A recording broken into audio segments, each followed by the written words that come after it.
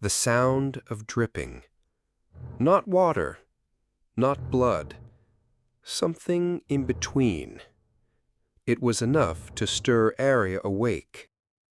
She blinked in the darkness of her apartment, the faint hum of the fridge in the kitchen oddly louder than usual. Her room was still, curtains drawn tight, no sign of morning light yet, but something felt off.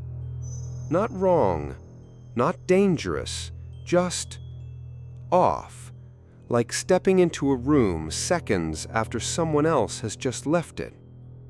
Her hand reached instinctively toward her phone, searching for time. 3:12 a.m. Irie sighed and shifted under her blanket.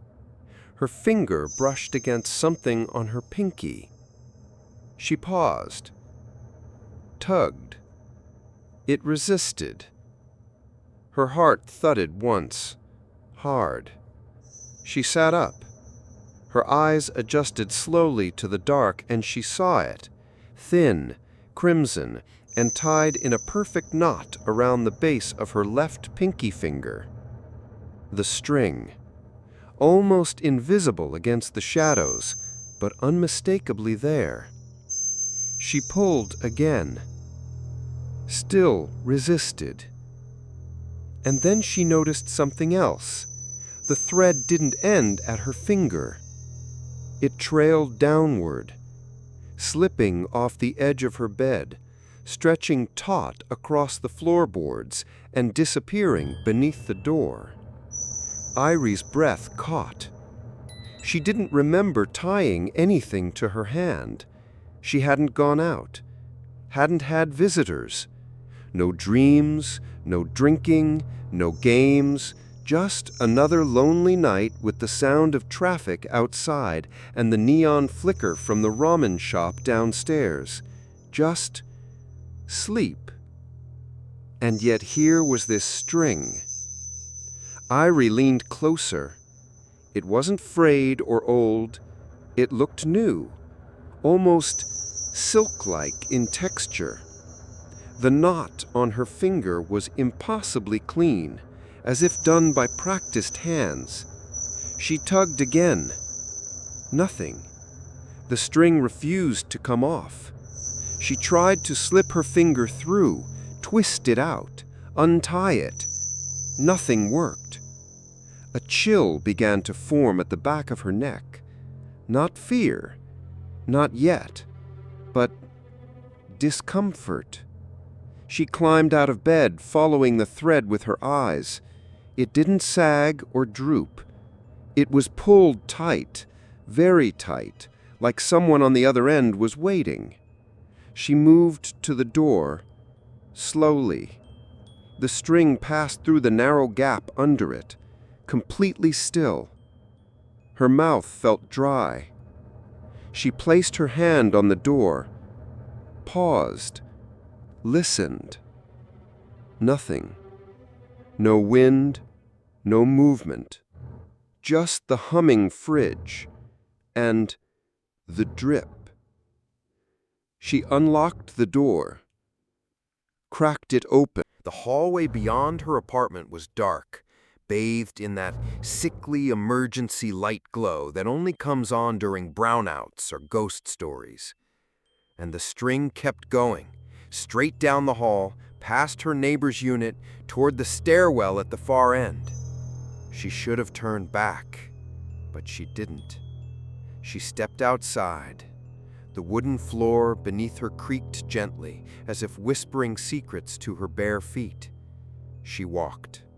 Every few steps, she leaned down and touched the string. It was cold, colder than it should be for something exposed in a warm building. She reached the stairwell. The door was ajar. The string slipped into the gap and vanished down the stairs. She hesitated, one hand gripping the rail, the other still feeling the string tugging at her finger, gently, as if urging her forward. She descended. 1 floor, 2, 3. Her apartment building had 4 floors. The bottom level was mostly unused storage units and an old laundry room that rarely worked. When she reached the final landing, the air felt heavier, moist. The lights here were dimmer. One of them flickered every few seconds. The string led her down the corridor to a rusted metal door at the end of the hallway, room B01. No one lived there. She was sure of it. She'd asked the landlord months ago because she kept hearing scratching sounds from beneath her floor. He'd laughed and said that unit was empty, used for junk, probably full of mold by now. But now, the red string was going under the door, tight, impossibly still. Her pinky began to ache. The pressure on the joint grew stronger, like the knot was pulling inward, not outward. Irie reached for the handle. It was unlocked. The door creaked open, and the smell hit her first. Old iron, damp earth, the scent of something long buried, but recently disturbed. She stepped inside. The room was pitch black. Only the faint hallway light illuminated the threshold, but even in that faint sliver, she saw it. The string, snaking forward, dipping, turning, then disappearing beneath the floorboards, and next to where it vanished was a small, hand-dug hole in the wood, a hole just big enough for a body to crawl through. But what made her heart freeze was the unmistakable smear of red across the floor and the drag marks leading in. Irie didn't move. Not because she didn't want to, but because her body refused. Her toes were curled against the cold cement beneath the warped floorboards. Her breath slowed without her meaning to, like something inside her had instinctively learned, "Don't disturb it." The smear of red was not thick like blood. It was drier, faded, as if whatever had bled had done so a long time ago, but the memory of it hadn't left. The color was like rust, but more intentional, like it had been drawn across the floor with care. And the string, the damned string, still wound tightly around her pinky, still pulling downward toward that jagged hole. It was no bigger than a manhole, and yet something about it felt deep, endless, as if it knew how far it could stretch if you were stupid enough to follow. She crouched down slowly. The wood around the hole was splintered like something had pushed upward from below, something not made to crawl through wood. Jagged pieces surrounded the rim like crooked teeth. She leaned in and listened. Silence. No, not silence. There was something there if she held her breath long enough. A whisper, like breath across wet leaves. Not words, just sound, movement. Breathing? Irie jerked back. Her pinky throbbed again, the knot tightening like it had sensed her hesitation. She stood up too quickly, her head spun. The air in room B01 was stale, thick with moisture, and beneath it all was the feeling, like the room itself had been waiting for her, like it knew she'd come. Irie looked around. The room was mostly empty, save for a few toppled crates and a mattress half-rotten against the wall. Mold bloomed like ink across the concrete, and spiderwebs danced in the corners. But that was it. No light fixtures, no switches, no sign of plumbing or wiring. It was a forgotten room, a storage unit for the dead. Her gaze returned to the hole. The red string dipped in and disappeared. Her pinky burned now. Irie clenched her fist, but it didn't help. The sensation was no longer just pressure. It was pulling, a steady tug downward like gravity had been selectively rewritten just for her finger. She backed up, but the pain sharpened. Something was anchoring her, no, inviting her forward. And then, From the hole, ting! A sound, soft, metallic, like a tiny bell, but deeper, slower, almost like something breathing through metal. She froze, waited, heard it again. Ting, ting, and then it stopped. Erie opened her mouth to call out, but to who? Who would she call at 3:18 in the morning? Who would believe her? That a red thread had tied itself around her finger and dragged her into the bottom of her apartment complex? That there was something waiting under the floor? She took out her phone. No signal. Of course. She turned on the flashlight. A soft beam swept across the room. The shadows didn't shrink. They moved, as if curling tighter against the corners, trying to escape the light. She pointed the beam into the hole. The red thread twisted down like a trail of blood. There were marks on the inside, scratches, fingernails, human, but far too many to be from just one person. Some were fresh, some were old. Some looked like they had been carved deliberately, over and over, the same pattern. She leaned in. Her light caught something deep below. Eyes? She pulled back so fast she hit her head on the frame of the doorway. But when she looked again, there was nothing. Just the red thread, still descending, still waiting. The knot on her pinky now pulsed like a heartbeat. She stepped back, out of the room, back into the hallway. She turned, ran up the stairs, didn't stop until she was back in her apartment. She slammed the door, locked it, backed against the wall, panting. Looked at her hand. The string was gone, untied. No sign it had ever been there, but the skin beneath her nail was red and bruised, as if something had been pulled through it. Erie didn't sleep, not for the rest of the night. She sat on the floor of her apartment, back pressed to the wall, hand curled tightly in her lap, watching, waiting, barely blinking. Her eyes darted to every corner, every creak of the ceiling, every flicker of shadow. The city beyond her window continued its quiet hum, oblivious, but something had shifted. It wasn't just her imagination anymore. It wasn't just a bad dream. She looked again at her finger. No string. But the skin where the knot had once been was raw. Just under the nail, a thin crescent of blood clung there like an unspoken warning, the kind that doesn't drip, but stains.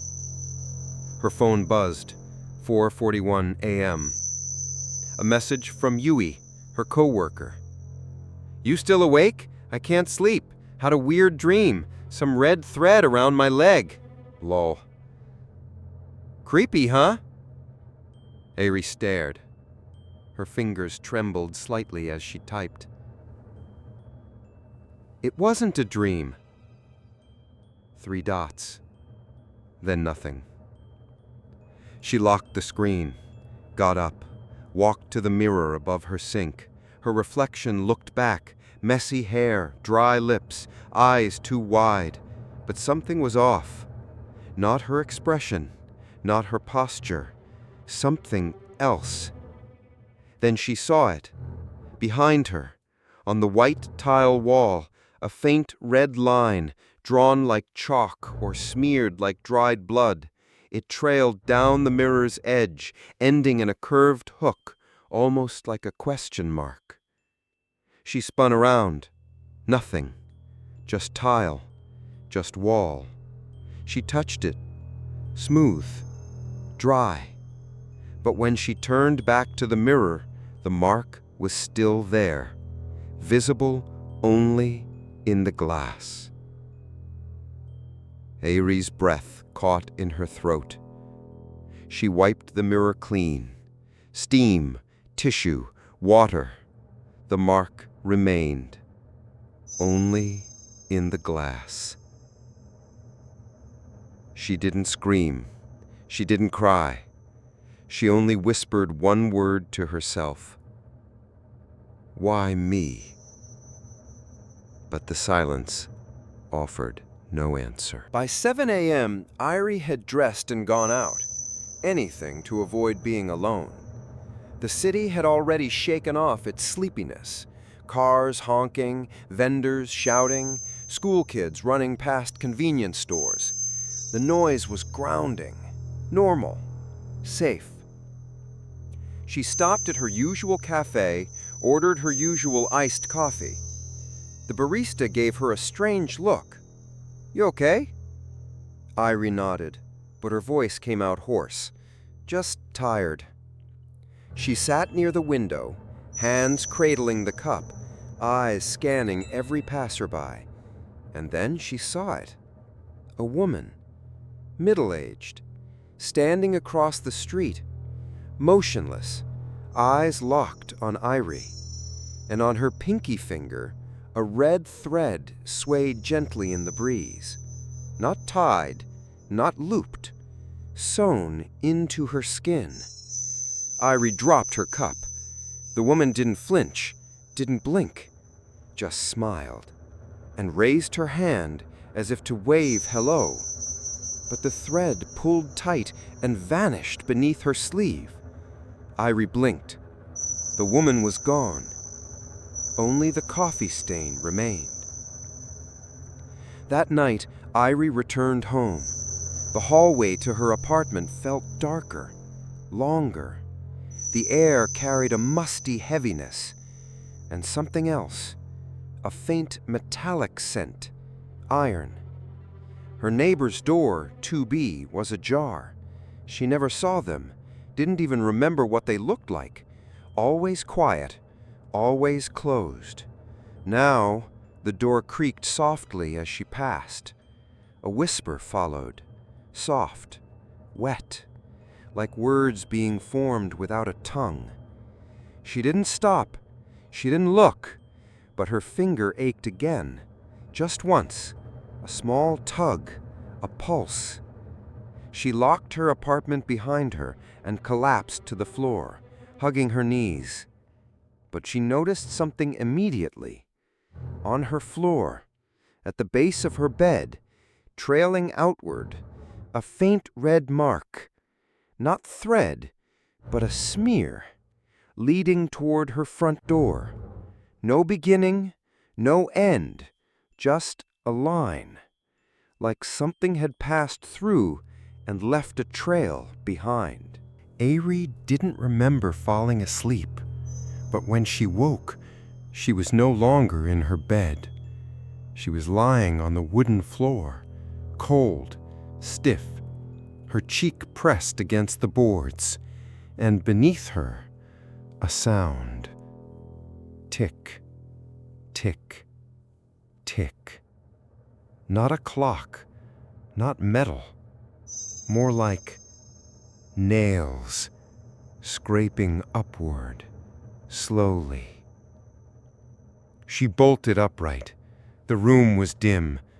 Early morning or dusk? Her curtains were shut, and her phone was nowhere near. But the line, the red smear on the floor, it was darker now, thicker, and it moved.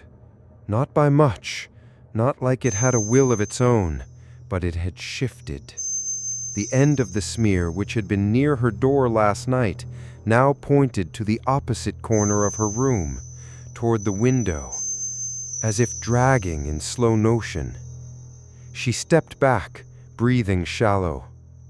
Something was wrong with the floorboards. Not the color, not the grain, the sound. When she stepped on them, they echoed, too deep, too hollow, like something had dug out the space beneath her room, like room B01 had moved up. She ran to the hallway. No red thread, no neighbors, no noise. Everything was still. But her finger. A dull throb began again, this time not just on the skin, under the nail, like something was crawling beneath it. She stared at her pinky, and then she saw it. A dot, barely visible, but red, right under the nail. A speck of thread? A trick of the light? She tried to scratch at it. Nothing came out, just more pain. She grabbed a needle from her sewing kit, sterilized it, tried to dig it out. The moment the needle touched the nail, she heard it. Not in the room, in her head. A voice, so faint she couldn't understand the words, but it was there, wet, whispering, "Not yet." She dropped the needle. It clattered to the floor and rolled straight toward the foot of her bed. She didn't chase it. She didn't move. Instead, she turned and saw her closet door had opened just an inch. She hadn't opened it. She never left it open. The air from within was cold and wet. She approached slowly, put her ear to the gap. Nothing. Then, a tug on her pinky, sharp, sudden. She gasped, pulled back. Blood had begun to form at the base of the nail. The skin was parting, just a bit, like something inside was trying to leave. She bandaged it, tightly, too tightly, and whispered to no one, "Please stop." No reply. Of course not. She turned to leave her apartment, to go somewhere, anywhere. But when she reached the hallway, the floor beneath her creaked differently. She looked down. There, between two floorboards, a red string threaded through the cracks. New. Not there moments ago. She crouched, touched it. It was warm, and it was moving, ever so slightly, pulling downward. She stepped back.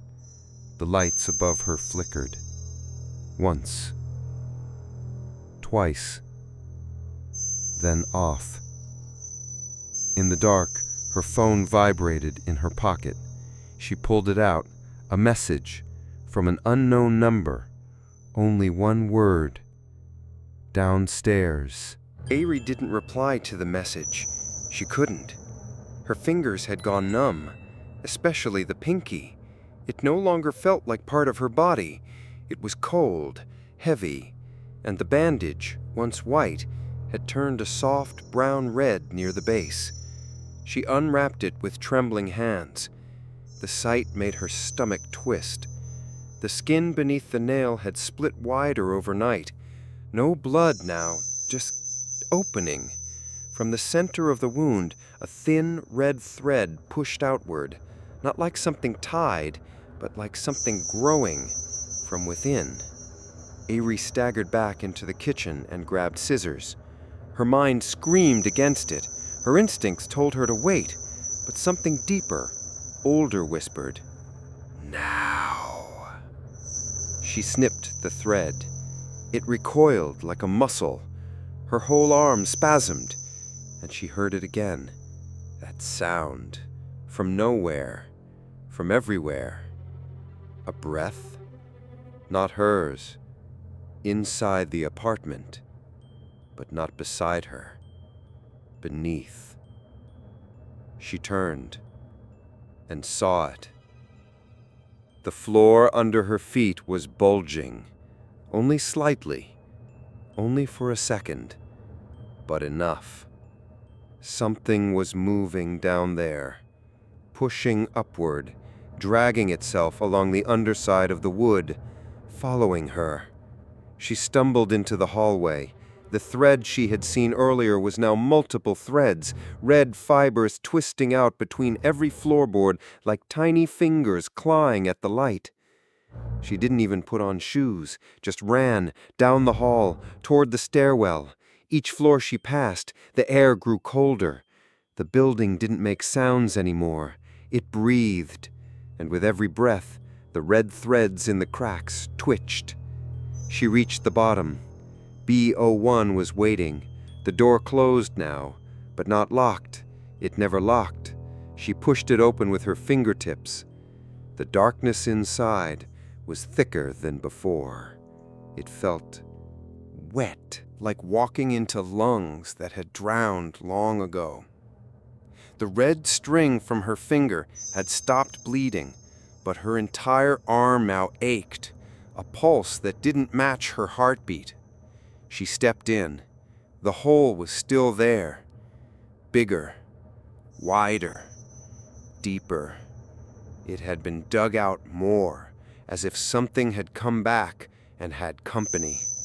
The same string was still there, the one she followed days ago, only now there were others. Dozens, hundreds, all red, all taut, all threading upward through the cracked wood like veins through rotting skin. Some went into the ceiling, some into the mattress on your wall. One even trailed into the sink faucet, as if the plumbing itself had been veined. But one thread, thicker than the rest, lay across the floor like a path.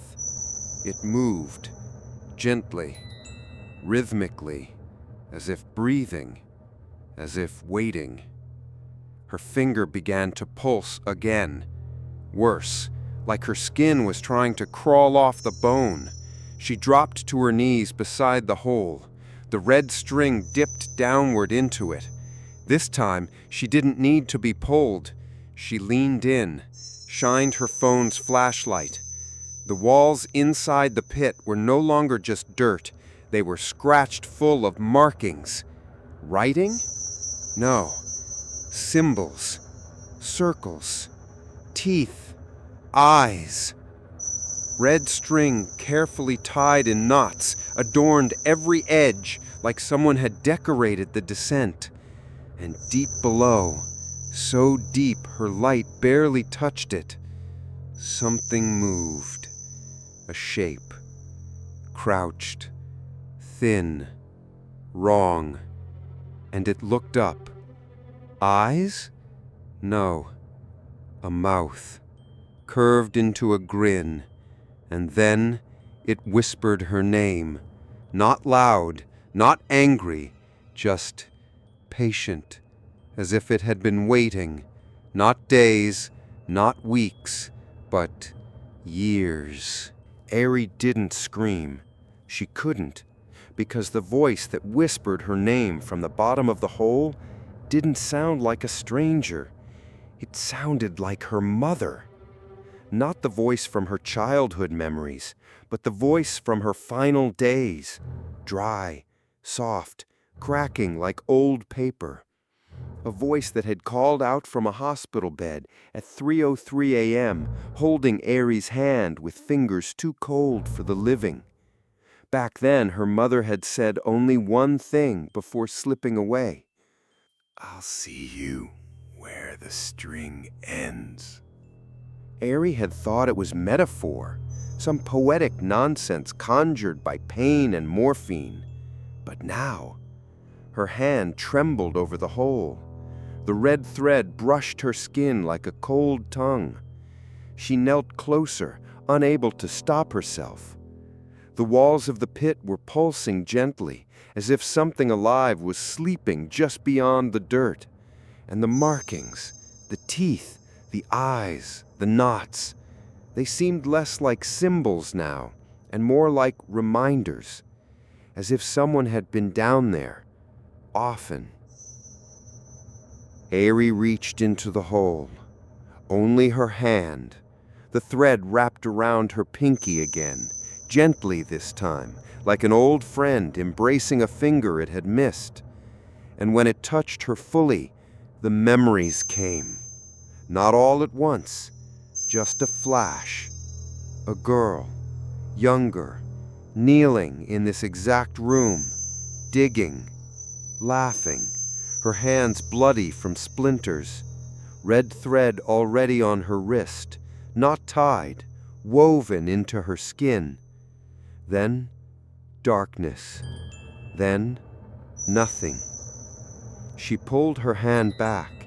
The thread slipped off without resistance, but her pinky was scarred now, a perfect ring of pink tissue where the knot had been.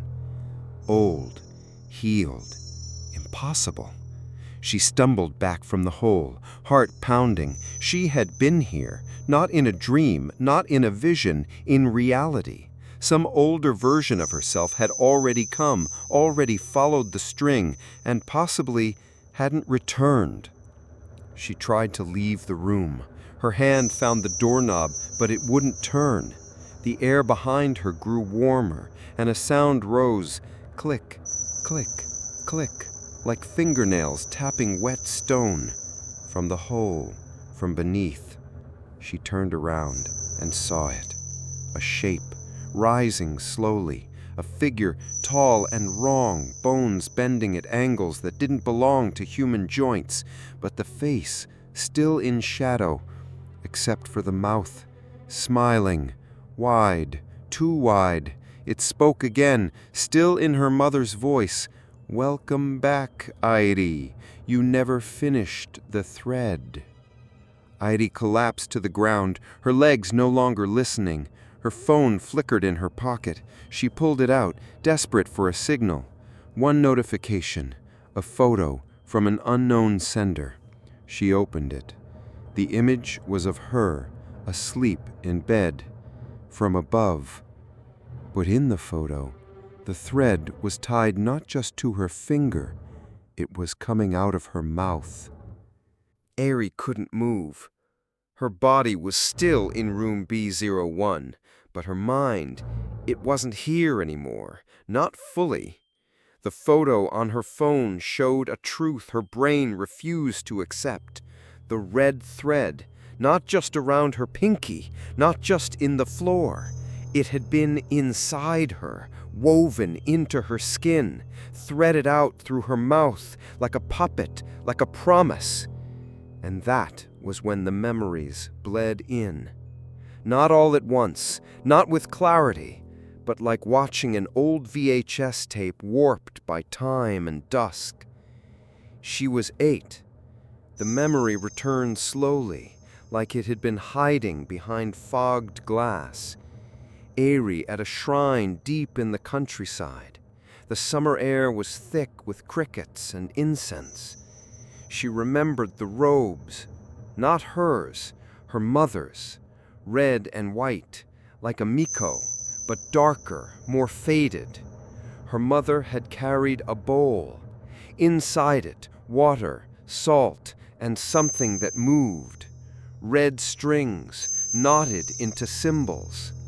The woman knelt in front of a stone well, placed the bowl at the edge, then turned to Airi, smiled, and said the words, "You will never be alone as long as the thread remembers." Airi had nodded, obedient, trusting. Her mother had dipped a thin needle into the bowl, held up Airi's hand, whispered something in a dialect Airi didn't understand, then pricked her finger, not to bleed, to stitch. The red string went into her skin, not wrapped around it, into. Back then it had felt warm, like being connected, like being chosen. But now, in room B01, Airi stared at the hole, and she remembered something else. After the ritual that night, she had asked her mother, "What's at the bottom of the well?" And her mother had answered, smiling softly, "A god." Airi had asked, "A good god?" Her mother had paused, then whispered, "No, but ours." The thing in the hole moved again. It hadn't climbed higher, it hadn't spoken, but its grin had grown wider. It knew what she remembered, and it was pleased. Airy crawled backward, trying to reach the door again. This time it opened. No resistance, no sound. She fled, back up the stairs, past the bleeding walls, past the red thread slithering through the cracks. Her apartment door stood open, waiting. The inside was dark, but the floor glowed faintly. Lines of red thread now ran under her rug, under her furniture, into the walls. A single line led to her bedroom, to her mirror. She followed it, drawn without thought. In the reflection she saw it, not herself, but the little girl, 8 years old, smiling, a red thread in her mouth, one in each finger. And behind her, that thing from the hole, its arms resting gently on the child's shoulders like a proud parent. Airy screamed, and the glass cracked. Not shattered, just one long diagonal line, like a seam. Airy backed away from the cracked mirror. The reflection had changed. It no longer showed the child, or the creature, or even the thread. Now it only reflected her. But her mouth was sewn shut. A thin red thread crossed her lips in a delicate, perfect X.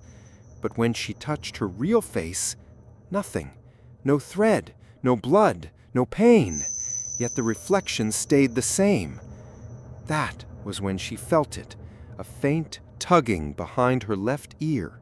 She reached up with shaking fingers, and there it was, thin, red, warm, growing out of her skin, like a vein that had forgotten it belonged inside.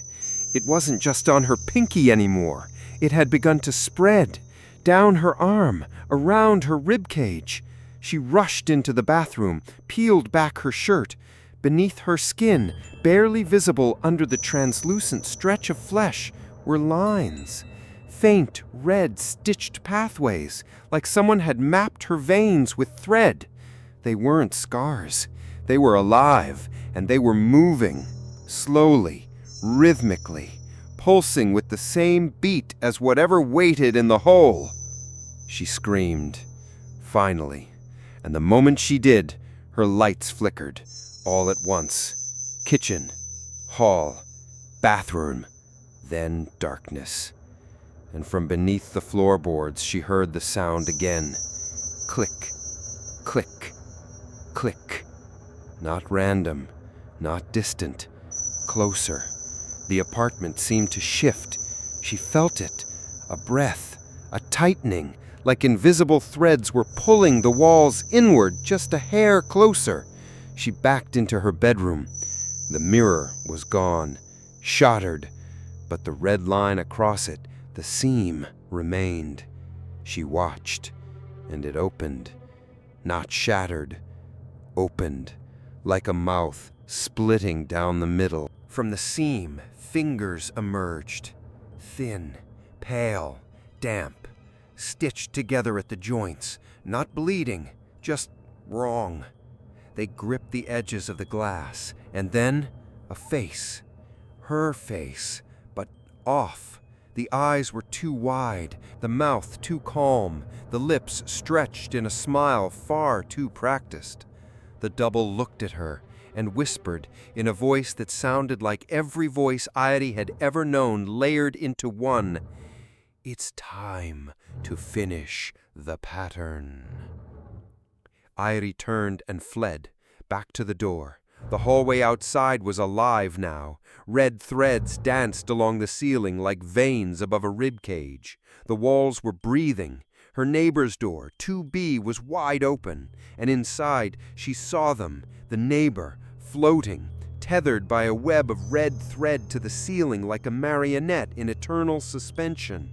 Eyes open, mouth sewn shut. On the floor, a bowl, salt, water, and string, just like the one in her memory. The ritual had been done again. She wasn't the only one. This was spreading. It had always been spreading, only now it was visible. From the far end of the hallway, room B01's door creaked open. Even though she was on the 3rd floor, even though it should have been below her, it was here, everywhere. A voice called from the darkness inside, not her mother's, not her own, something older, wiser, crueler. It was chosen when you were still inside her. The thread didn't begin with you. You are only where it ends. Her pinky burned. Not pain, not heat, just tightness, as if someone on the other end of the thread had clenched their fist and begun to pull. Ari no longer ran. She no longer had to, because something inside her had surrendered, not from fear, but from inevitability.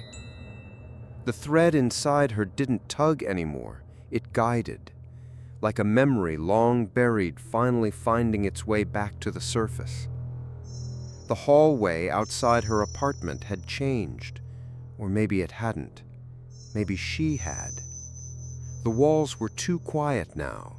No creaks, no wind, no voices, only the fluttering of thread-thin strands sliding like veins along the ceiling, weaving into door frames, disappearing into locks. Everything was pulsing with the same rhythm, her rhythm. Her body felt lighter with each step, as if it no longer belonged fully to her. And then she reached the stairwell, but there were no stairs anymore, just a slope, descending slowly, gently, lined with red threads on both sides, like a ceremonial path, like a womb. At the bottom, the door to room B01 was open. Of course it was. She entered. It was no longer a room. It had collapsed inward, folding in impossible angles. The walls rippled like fabric, stitched together with thread. In the center, the well. The same well from her memory. Black stone, dark mouth. And beside it, her mother. Not alive, not dead. Just there, standing with her back to Ari, hair down, unmoving. No breath, no voice, but her presence pressed against the air like a heavy fog. Ari approached, and before she could speak, her mother reached back, without turning, offering her hand. A thread dangled from her index finger. It pulsed, like it had a heartbeat of its own. Ari looked down at her own hand. Her pinky was now fully wrapped, no flesh visible, just red silk, bound tight. The two threads reached toward each other and tied themselves into a perfect knot, without touch, without instruction, like they'd always known what to do. The moment they did, the well began to breathe. Not just sound. The ground itself expanded and collapsed, a slow exhale, a long inhale. Then something moved inside, a presence. No face, no limbs, not a creature exactly, just awareness, like a god that had never needed a body to exist. And it spoke, not in words, but through the thread around Eddie's neck, which now gently wrapped itself like a scarf tightening in the cold. She didn't pull away. She couldn't. Her knees gave out, and she sank beside the well. Her mother stepped back, melting into the wall. Gone. Only Eddie remained, bound, threaded, awaiting the final pull. And then, from the mouth of the well, two eyes opened. Not human, not monstrous, just there. Older than language, hungrier than death, and they smiled. The eyes in the well didn't blink. They didn't need to. Blinking is for the living, for creatures who tire. This thing, this presence, was beyond flesh. It watched Airi the way a child watches a doll, not with curiosity, but with ownership. The red thread around her neck grew tighter. Still not choking, still not cruel, just sealing her in, as if to say, "You are no longer separate." She felt her body fading at the edges, not dying, dissolving, becoming thread herself. A single strand returned to the weave. And then came the voice, not in her ears, not in her head, but somewhere between, whispering in a language that was never meant to be spoken aloud, but Airi understood it all the same. You were the needle, your mother was the hand, and I was always the cloth. She tried to speak, but no sound came, not because she was silenced, but because her mouth was no longer hers. It belonged to the pattern now. Memories returned, not flashes, but seams being re-stitched. Other lives, other girls, other mothers, all linked by red thread, all tied to the same presence.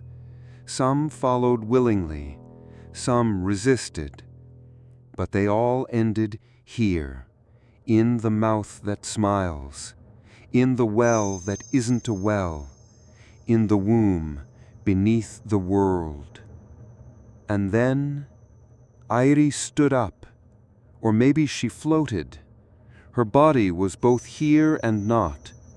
Her form shimmered, lined with filament-thin strands that danced like spider silk in the dark. She stepped forward, peered into the well, and saw herself sleeping in her own bed, in her real apartment, mouth slightly open, a faint line of red trailing from her lips down to the floor. The thread was still there, still waiting, still connected. Was it a dream? A ritual? Or had she never left? She reached toward the image, and the moment her finger touched the sleeping self, the world folded. Not shattered, folded. Like cloth being creased, like memory being filed away. She awoke. In her bed. Room quiet. Curtains gently moving with the breeze. Her phone blinked on the nightstand. 7:06 a.m. She sat up, touched her finger. No thread, no wound, just skin. But beneath her fingernail, in a place no one could see, she felt the tightness, the pulse, the pull. And on the mirror by her door, something was written backwards in thin, rust-colored letters. Tie someone new. The end. But the thread is never cut, only passed. And now that you've seen it, you'll feel it too. Look at your pinky. Do you see it?